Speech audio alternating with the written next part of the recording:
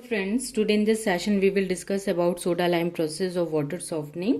जल के मृदुकरण की सोडा लाइम विधि के बारे में आज हम डिस्कस करेंगे और उसके कितने टाइप्स होते हैं। टाइप्स के साथ साथ जो केमिकल रिएक्शंस होती हैं जब कठोर जल का ट्रीटमेंट किया जाता है लाइम और सोडा के साथ में, तो वहाँ पे किस तरीके की रिएक्शंस होती हैं, उन रिएक्शंस के बारे में हम आज डिस्कस करेंगे।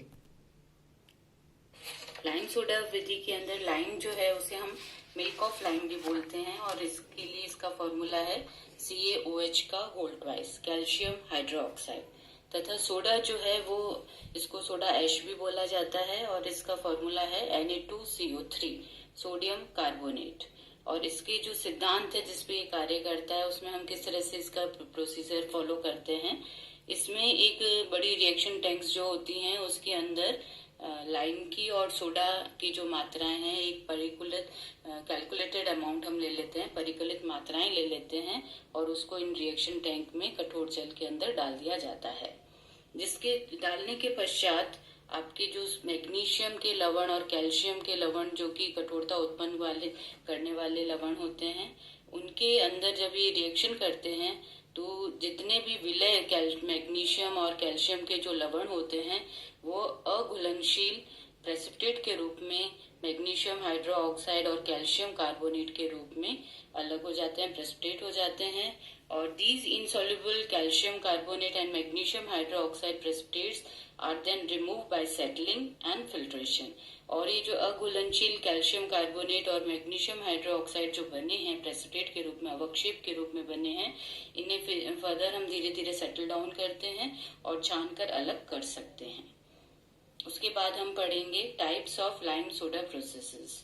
कितने प्रकार की लाइम सोडा विधियां हैं उसके बारे में हम स्टडी करते हैं।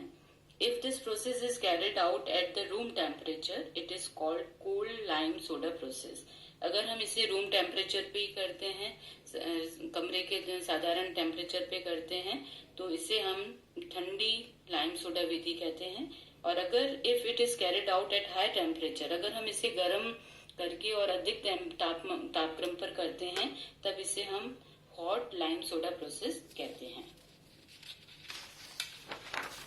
उसके बाद हम इसकी क्या क्या रिएक्शंस होती हैं, किस तरह से इसका रिमूवल किया जाता है, किस तरह से लाइम का ट्रीटमेंट करते हैं, कहाँ पे लाइम की आवश्यकता पड़ती है, उसको हम following are the reactions that takes place in the process. उन रिएक्शंस के बारे में हम पढ़ेंगे कि किस तरह से लाइम जो है वो कार्य करता है और उसके बाद सोडा कैसे कहाँ काम में आता है उसके बारे में हम स्टडी करेंगे। First of all treatment with lime. Lime के साथ में इसका किस तरह से ट्रीटमेंट किया जाता है उसके बारे में हम पढ़ेंगे।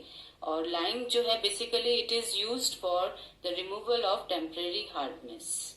रिमूवल ऑफ टेम्परेरी हार्डनेस में चाहे वो कैल्शियम की हो चाहे मैग्नीशियम की हो, और अस्थायी कठोरता कैल्शियम की जो है वो कैल्शियम बाइकार्बोनेट के कारण होती है और मैग्नीशियम की अस्थायी कठोरता मैग्नीशियम बाइकार्बोनेट के कारण होती है। अगर हम इस तरह से रिएक्शन देखें, कैल्शियम बाइकार्बोनेट के अंदर हमने डाल दिया लाइम अपना calcium hydroxide, it will form calcium carbonate. ये एकदम अघुलनशील होता है, अवक्षेप के रूप में धीरे धीरे नीचे सेटल डाउन हो जाता है और साथ में पानी बनता है। और इस तरह से बने हुए कैल्शियम कार्बोनेट को हम बाद में छानकर अलग कर सकते हैं।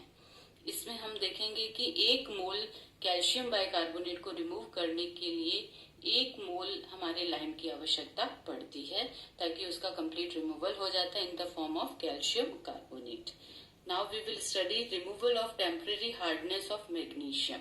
मैग्नीशियम की अस्थायी कठोरता को दूर करने के लिए हम इस तरह से करेंगे। Magnesium bicarbonate will react with lime and it will form magnesium hydroxide, then calcium carbonate as well as water.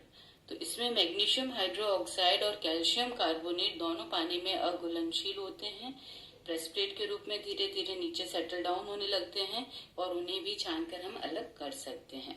हमें ये ध्यान देने चीज ये है कि 1 मोल मैग्नीशियम बाइकार्बोनेट को दूर करने के लिए 2 मोल कैल्शियम हाइड्रोक्साइड की आवश्यकता पड़ती है।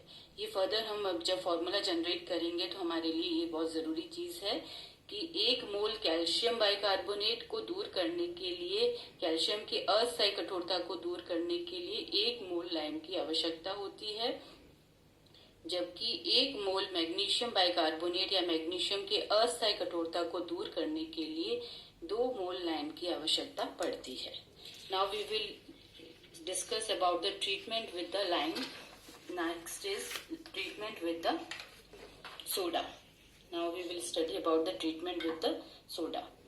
So soda is sodium carbonate and it is used for the removal of permanent hardness. जल की जो स्थायी कठोरता है उसको दूर करने के लिए हम बेसिकली किसका यूज करते हैं? सोडा का यूज करते हैं। और सोडा किस तरह से कार्य करेगा हम उसके बारे में हम देखते हैं। First of all, removal of permanent hardness of calcium. Calcium की जो स्थायी कठोरता है उसको सोडा कैसे दूर करता है ये हम रिएक्शन से समझते हैं। जैसे जो कैल्शियम की जो स्थायी कठोरता है वो होती है कैल्शियम क्लोराइड के कारण और कैल्शियम सल्फेट के कारण। ही हम प्रीवियस वीडियोस में पढ़ चुके हैं। कैल्शियम क्लोराइड की जब रिएक्शन होती है सोडा के साथ में, then it will converted into calcium carbonate and the salt of sodium. इसी तरह से कैल्शियम सल्फेट जब सोडा के साथ रिएक्शन करता है, सोडियम कार्बोनेट के साथ रिएक्शन करता है, it will also converted into calcium carbonate and salt of sodium.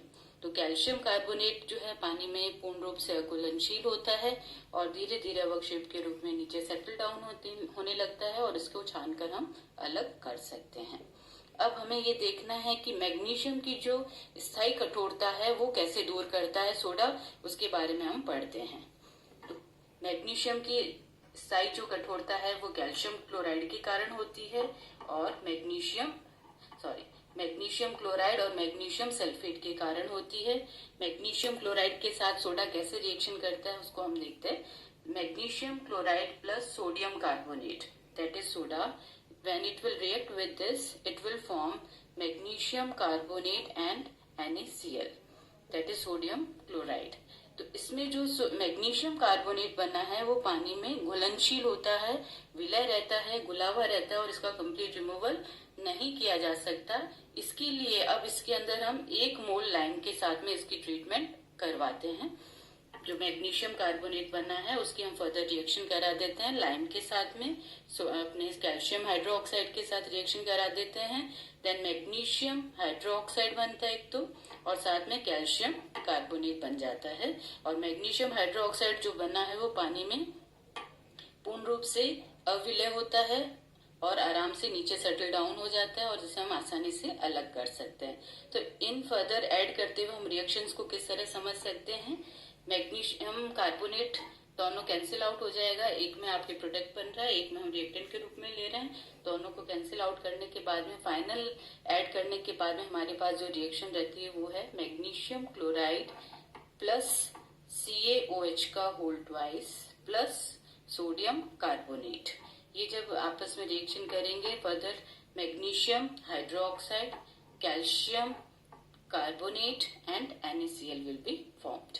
इस तरह से मैग्नीशियम की जो स्थायी कठोरता थी मैग्नीशियम क्लोराइड के कारण, उसको हम कंप्लीट रिमूवल करने के लिए हमें 1 लाइम का मोल चाहिए और 1 सोडा का मोल चाहिए, तब उसका कंप्लीट रिमूवल हो सकता है। किसके रूप में?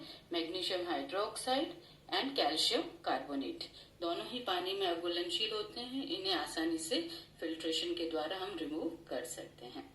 इसी तरह in the similar way magnesium chloride की जगह अगर हम मैग्नीशियम सल्फेट ले लेते हैं, तो अगर मैग्नीशियम सल्फेट है तो वो भी किससे क्रिया करेगा? सोडा के साथ रिएक्शन किया, सोडियम कार्बोनेट के साथ, and it will form magnesium carbonate plus sodium sulphate.